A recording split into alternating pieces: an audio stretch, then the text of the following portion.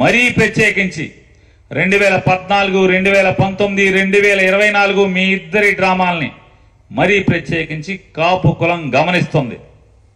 కాపుల్ని బీసీలుగా చేస్తానని నమ్మించి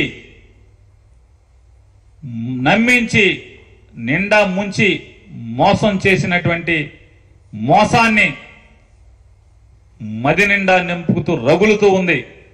మీ ఇద్దరిని కలిపి మడతేయటానికి సిద్ధంగా ఈ రాష్ట్ర ప్రజలున్నారనేది మీకు హెచ్చరిక చేస్తూ, అలాగే ప్రభుత్వాన్ని ప్రశ్నిస్తా అని పార్టీ పెట్టి ప్రజల్ని వదిలి ప్రతి ఎన్నికల్లో చంద్రబాబు కోసం నాలుక మడతేస్తున్నటువంటి వ్యక్తి పవన్ కళ్యాణ్. ఇవాళ ఆయన మాట్లాడుతూ ఆయన మాత్రం జగన్మోహన్ రెడ్డి గారి తల్లిని దూరం పెట్టాడు, చెల్లిని గోడకేసి కొట్టాడు. ఆయన అసత్యాలు, అబద్ధాలు, వ్యక్తిగతంగా దూషణ చేయటం, వ్యక్తిత్వ హననాన్ని మాత్రం యథేచ్ఛగా చేస్తాడు. 2014 నుంచి జగన్మోహన్ రెడ్డి గారి వ్యక్తిత్వాన్ని కించపరిచే మాటలు విపరీతంగా మాట్లాడతాడు. ఆయన మాత్రం ఎవరేమనకూడదంట. పవన్ కళ్యాణ్ గారి అమ్మగారు ఎవరింట్లో ఉంటున్నారు? పవన్ కళ్యాణ్ గారితో ఉంటున్నారా? ఏ రోజన్నా పవన్ కళ్యాణ్ గారితో ఉన్నారా? మీ తల్లిగారు మీతో ఉన్నారా? చంద్రబాబు నాయుడు గారు తల్లి గారు, తండ్రి గారు ఏ రోజన్నా చంద్రబాబు గారితో ఉన్నారా?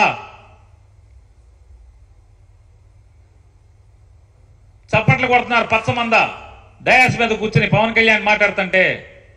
ఏ రోజన్నా చంద్రబాబు నాయుడు గారి తల్లి, తండ్రి, తమ్ముడు ఏ రోజన్నా చంద్రబాబు నాయుడు గారి ఇంట్లో ఉన్నారా? తల్లి చనిపోతే కర్మ పెట్టి గుండు తీసావా, జుట్టు తీసావా? హైందవదని చెప్తూ ఉంటారు ఇద్దరు, పవన్ కళ్యాణ్, చంద్రబాబు నాయుడు గారు. మేము హిందువులం, పవన్ కళ్యాణ్ మన జగన్మోహన్ రెడ్డి గారు క్రైస్తవుడు, నువ్వు క్రైస్తవుడు అని. మీరు నికాసైన హిందువులే అయితే మీ తల్లిదండ్రులు మరణిస్తే క్షౌరం చేయించారా అని అడుగుతున్నాను. తల్లి కర్మ పెట్టారా అని అడుగుతున్నాను. క్షురకర్మ చేయించారా? క్షురకర్మ చేయించలేదు కదా. తల్లి ఇంట్లో లేదు కదా మీ ఇంట్లో ఎప్పుడు. మీ తండ్రి గారు మీతో ఎప్పుడు లేడు కదా. మీ ఇద్దరు తల్లులు మీతో ఉండరు.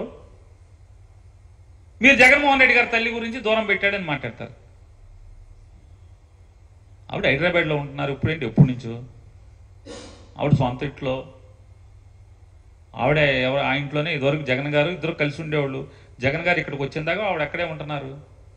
చెల్లిని గోడకేసి కొట్టారు. ఎంత కిరాతకం మాట! ఇంతకన్నా కిరాతకంగా ఎవడన్నా మాట్లాడతాడా? తప్పు కదా. మాట్లాడితే ఏమంటాడు? నన్ను వ్యక్తిగతంగా మాట్లాడుతున్నాడు. 4 పెళ్లిళ్ళు. నీ పెళ్ళాలని ఎవరైనా 4 పెళ్లిళ్ళు అన్నాడు జగన్మోహన్ రావు గారు. 4 పెళ్లిళ్ళు. పోనీ లెక్క రాలేదేమో, పోనీ లెక్క తప్పు పెట్టాడేమో. నువ్వు చెప్పావుగా 3 పెళ్లిళ్ళు 2 విడాకులని నీ నోటితోనే. ఓకే, సంతోషం. 3 పెళ్లిళ్ళు 2 విడాకులు. 4వ పెళ్ళాం కింద జగన్ రావాలా? నువ్వు రా జగన్ 4వ పెళ్ళాం కింద అని. నీ రాజకీయాలే తేడా అనుకుంటున్నాం. ఈ తేడా కూడా ఉందా నీలో? పవన్ కళ్యాణ్, నీ రాజకీయమే తేడా అనుకుంటున్నాం. చెప్పేది ఒకటి, చేసేది ఒకటి. జగన్ కాపురానికి రమ్మంటున్నావు. ఈ తేడా కూడా ఉందా మనలో?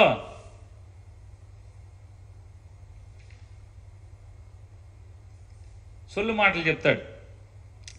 నేను 24 సీట్లు తీసుకుంటాకు ఒక అర్థం ఉంది.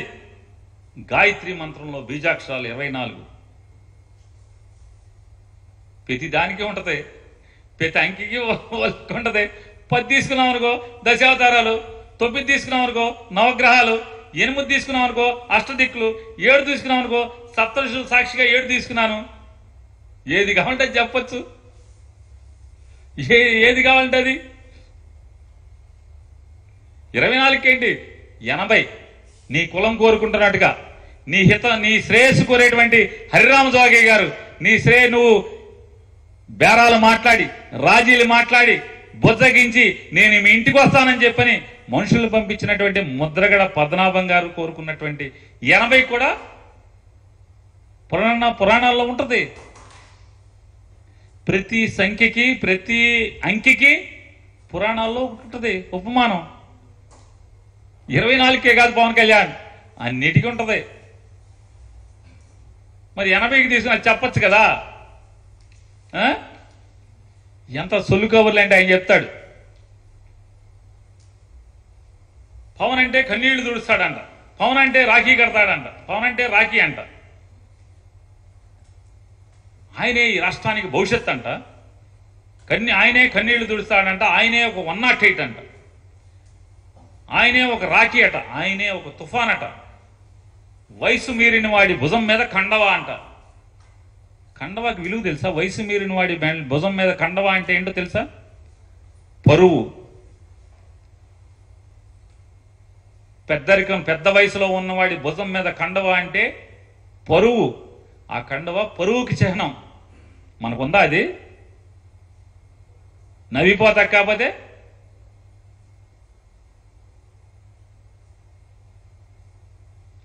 చంద్రబాబు మళ్ళీ ఈ డబ్బా కాకుండా మళ్ళీ చెప్తాడు. చంద్రబాబు నాయుడు క్లామర్ మైన్లు పేలిన పడిలేచిన కెరటం, బాగా ముసల కెరటం బ్రహ్మాండంగా లేచింది, పడిలేచింది. జనాల్ని మీ రకంగా ఏంటి, నా రాజకీయ దురంధరుడు. మరి 2019లో ఎవడు? 2024లో చంద్రబాబు నాయుడు రాజకీయ దురంధరుడు. 2019లో ఎవడు?